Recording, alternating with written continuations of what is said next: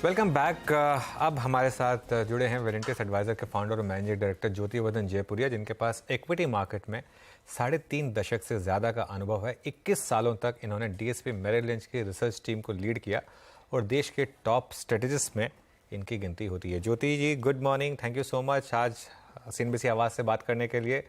Recent market moves को आपने किस तरीके से देखा? एक स्केयर आया था मिड कैप्स में, 2 दिन काफ़ी गिरावट रही, उसके बाद स्टेबिलिटी आई और अब निफ्टी में भी थोड़ी सी गिरावट आई। एचडीएफसी बैंक ने उसको लीड किया, लेकिन ओवरऑल अब इस समय आपका व्यू क्या बन रहा है मार्केट को लेकर?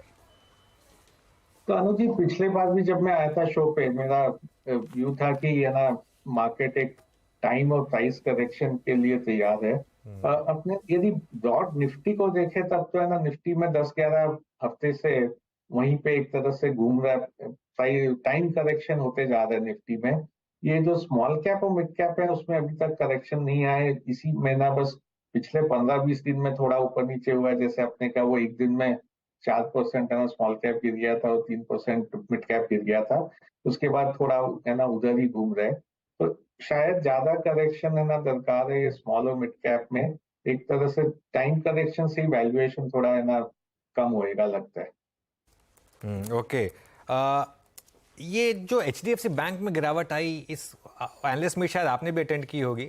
आपके हिसाब से क्या व्यू बन रहा है यहाँ पर अब?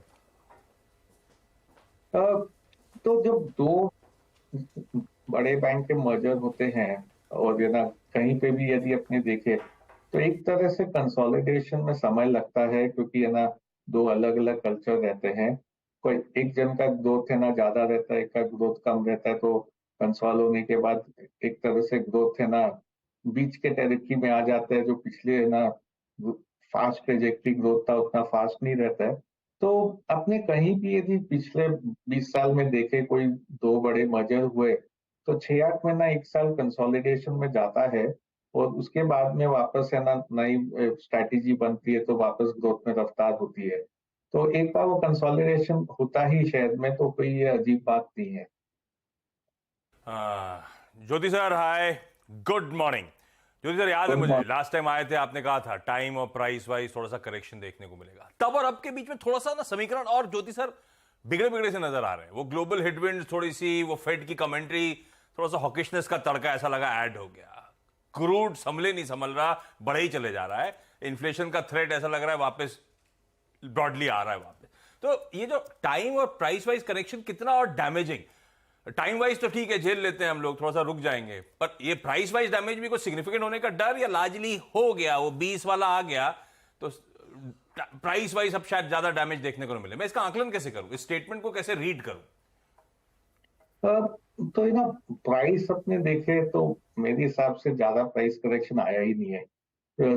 मेरे अनुमान से थोड़ा ज्यादा आना चाहिए था। यदि अपने ना यूएस मार्केट्स को देखे तो वहां ऐसे प्राइस करेक्शन आ रहा है, भारत में प्राइस करेक्शन नहीं आ रहा है। इसके दो कारण है। एक तो है ना भारतीय रिटेल जो है उनका फ्लो काफी स्ट्रांग है अभी भी। दूसरा है ना ग्लोबली जितने भी इमर्जिंग मार्केट फंड है सबसे बात करते हुए सब बोलते हैं कि इंडिया में पैसा डालना है। चाइना में उनके सबके ना यदि अपने इमर्जिंग मार्केट इंडेक्स देखे तो 28% वेट चाइना का, इंडिया का वेट 14% है। तो एक तरह से सबको है ना थोड़ा पैसा चाइना से मूव करके इंडिया में डालना है। सबको एक ही है ना डर है इंडिया में, वो है वैल्यूएशन का, कि वैल्यूएशन महंगे हैं, मार्केट थोड़ा थोड़ा करेक्ट होएगा तो और पैसा डालना है। तो उस कारण से ज्यादा प्राइस करेक्शन नहीं आया, फिर भी जो अपने को देखने मिला है अभी तक बहुत मामूली दिखा है। थोड़ा और 2-4%, 5% प्राइस करेक्शन आ जाए तो एक तरह से अच्छा रहे कि भाई एक तरह से प्राइस करेक्शन खत्म हो गया तो है ना जो लोग कैश पे बैठे हैं उनको डालने का मौका मिल जाता है, थोड़े ना बड़े इंस्टीट्यूशनल फ्लो आ जाते हैं, तो अच्छा रहेगा एक तरह से। नहीं तो अभी जैसे अपने देखने मिल रहा है थोड़ा अपने मार्जिन में आउटफ्लोज हो रहा है भारतीय बाजार से एफआई का। इसके वापस दो कारण है। एक तो जैसे आपने कहा क्रूड का है, तो वो सबसे बड़ा एक है ना रिस्क है भारत के लिए। दूसरा है कि जो डॉलर है, डॉलर अप्रिशिएट हो रहा है। यदि पिछले अपने 4-5 हफ्ता देखे तो डॉलर काफी अप्रिशिएट हो गया। जब डॉलर अप्रिशिएट होता है तो इमर्जिंग मार्केट फ्लोज के लिए अच्छा नहीं रहता है। इन जनरल इमर्जिंग मार्केट से ना पैसा जाता है और डेवलप मार्केट की तरफ जाता है। तो वो एक कारण हो सकता है। यदि एक्सलेट ट्रेंड एक्सलेट होए तो भारत से भी थोड़ा है ना पैसा एफआई का सेलिंग आए तो फिर सिर्फ डोमेस्टिक बायर्स ही रह जाएंगे। अच्छा, भारतीय रिटेल का पैसा है जो सपोर्ट कर ले रहा है, तो शायद इसीलिए प्राइस वाइज डैमेज ज्यादा नहीं हो रहा है। ये भारतीय रिटेल का पैसा अगर इक्विटीज में चैनलाइज और एसआईपीज के थ्रू, तो आई एम श्योर पीएमएस में भी फ्लोज बढ़िया ही आ रहे होंगे, वेलेंटिस के पास भी।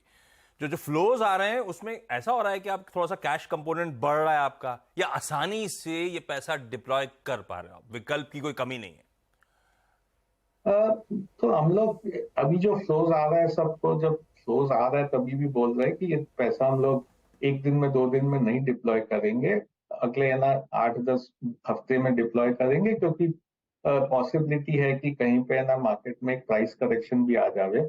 इसलिए कैश काफी पड़ा है, थोड़ा हम लोग ने कैश बुक किया है, जो है ना पुराने पोर्टफोलियोज थे जहाँ पे है ना हम लोग 100% इन्वेस्टेड थे, वहां भी अभी 5 से 10% कैश हम लोग है ना बना रहे हैं, जो कि यदि कहीं पे प्राइस करेक्शन आया तो नीचे में लेने का मौका मिल सकता है।